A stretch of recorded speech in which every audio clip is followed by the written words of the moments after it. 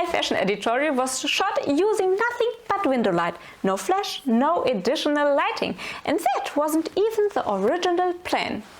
Hi, I'm Tanja, a portrait photographer based in Germany. This shot took place at Loftstudio 14C in Neuss. It was the all-white studio, and our model that day was the lovely Pia. Pia is a professional model, and you can tell immediately. She knows exactly how to move, how to hold a pose, how to create tension through her body. And as a photographer, that makes an incredible difference. I was genuinely impressed with her that day.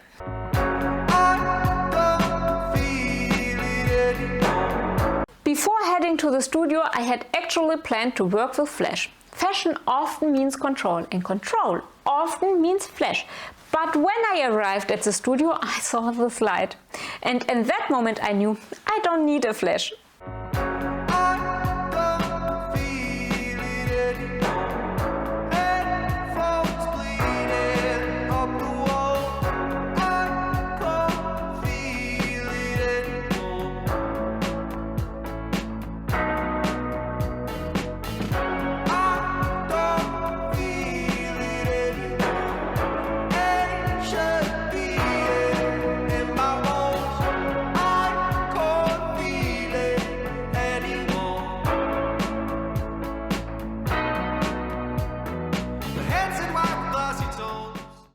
Even picking up my camera, I simply observed the space. Where is the light coming from? How hard is it? Where is it falling? The sun was entering the loft from the side. It was hard light, clear shadow edges. There were sheer curtains in front of the windows, so the light was slightly diffused, not soft, but shapeable. And then I looked down at the floor. On the white floor, these bright pockets of light had formed. And white reflects strongly, which means those are the brightest areas in the room. And here's the key thought. If I know where the brightest spots in the room is, then I also knew where my face needs to be. Not the body, not the suit, the face. If the body is brightly lit and the face falls into shadows, the image won't work. The eyes always searches for the brightest point, and in a portrait, that point should be the face. So I positioned Pia precisely so that this pool of light would hit one side of her face. And that's exactly what gives this image its depth.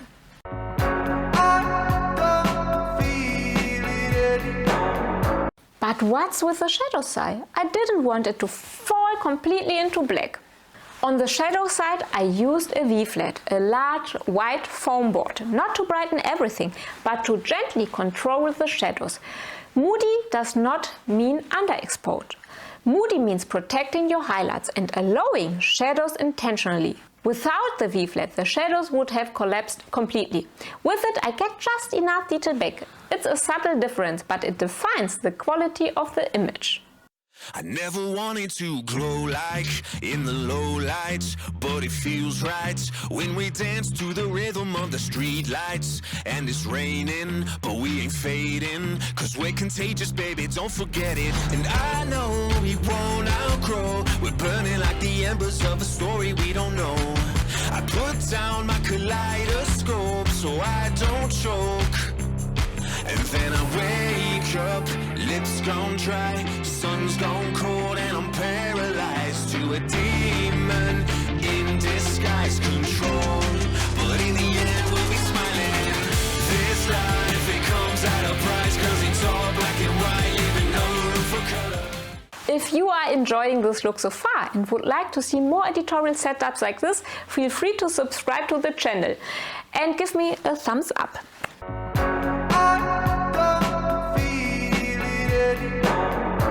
I shot with the Sony Alpha 7 Mark III, not the newest version, and that's exactly what I want to emphasize. You don't always need the latest equipment if you know how to read light. For the lens I choose the Sigma 35mm f1.8. Why 35mm? Because editorial lives from space. I wanted to show the environment. I wanted distance. I didn't want to be too close. I deliberately did not shoot wide open. Editorial is not a beauty portrait. I wanted texture in the suit. I wanted clarity in the fabric, so I stopped the aperture down slightly, not dramatically but with intention.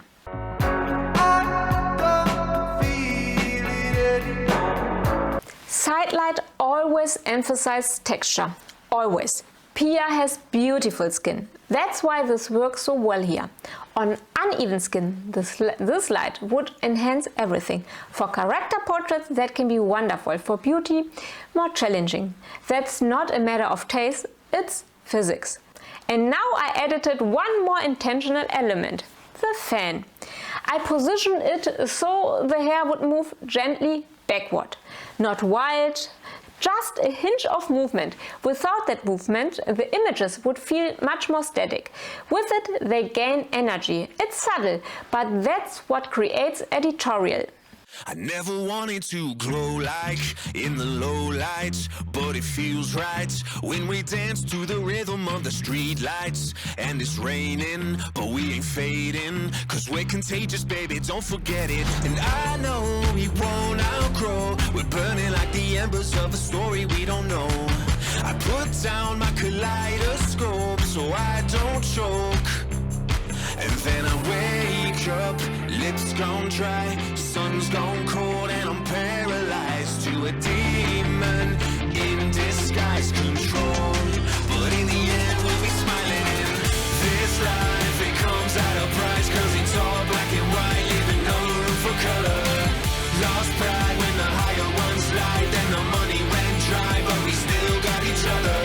They polarize us, do they despise us? Bite our tongues on the words that we stutter.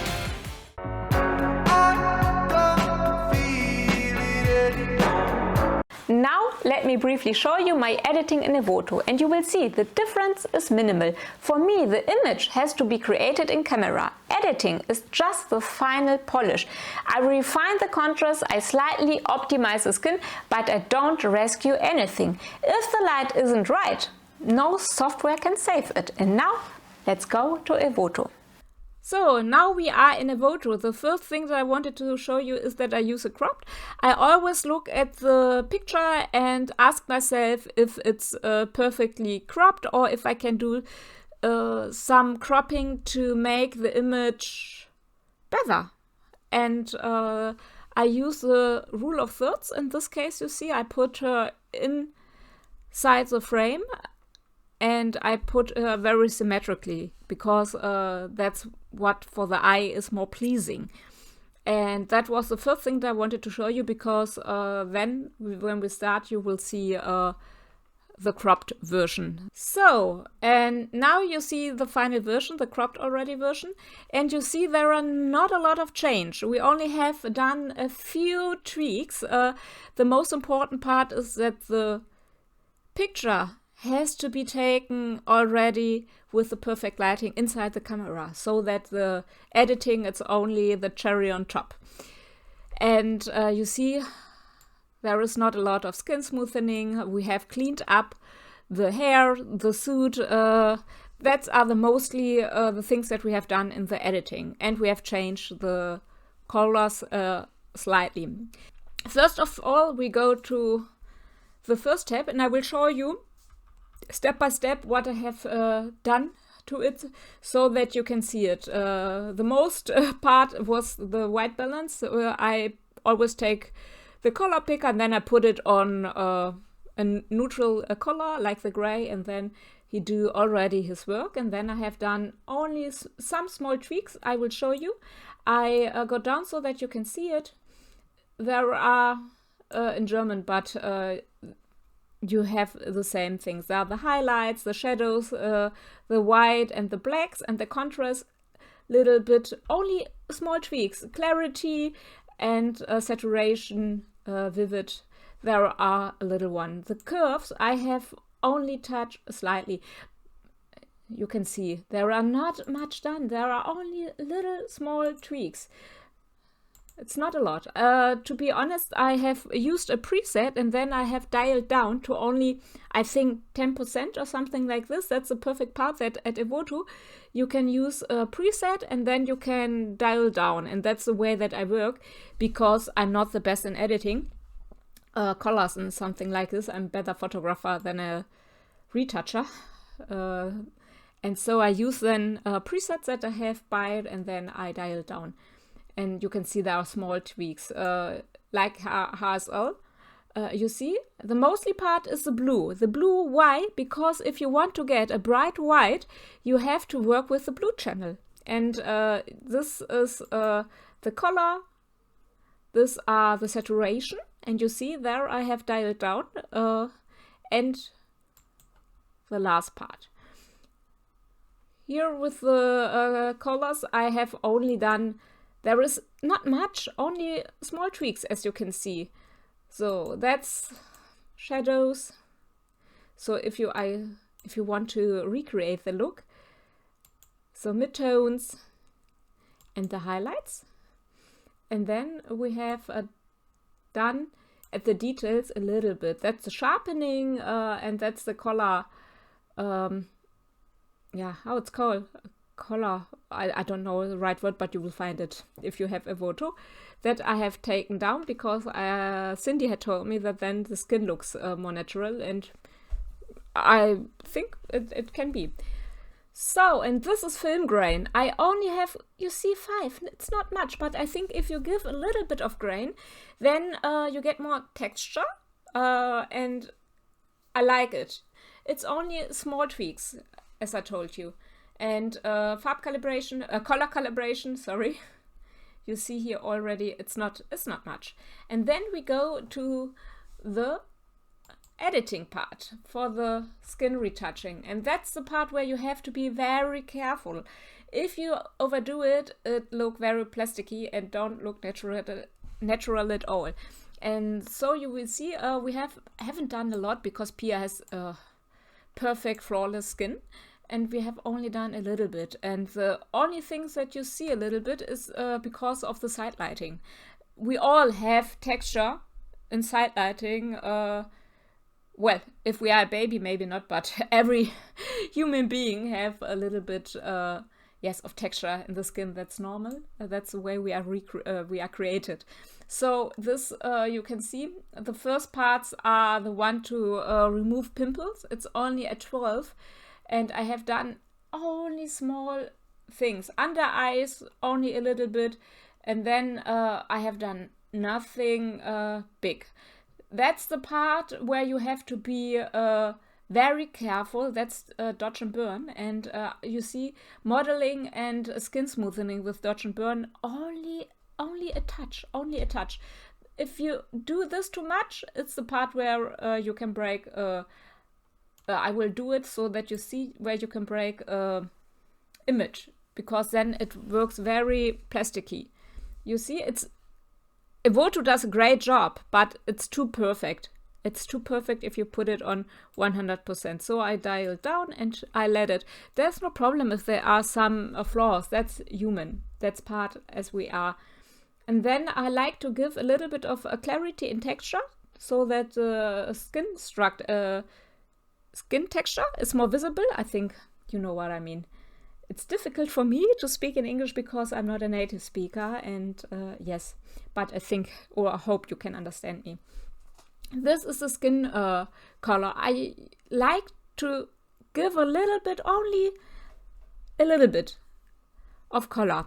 It's not much, you see, 13. I dial everything down, and then what I've done at the makeup, I have the highlights and the contouring a little bit again.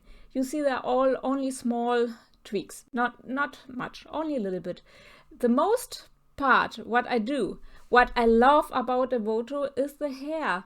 So you can remove stray hairs, you can give a little bit of brightness and make it a little bit smoother, and you see it. No? That's the perfect part, and that's why I don't use Adobe anymore, because yes, in Evoto you only have to click and it's absolutely perfect. And then what I have done, a little bit of slimming down, not because she needs it, it's because the jacket, it's wider than she is. It's not so flattering. So I have dialed a little bit down so that it looks more like she looks in real life.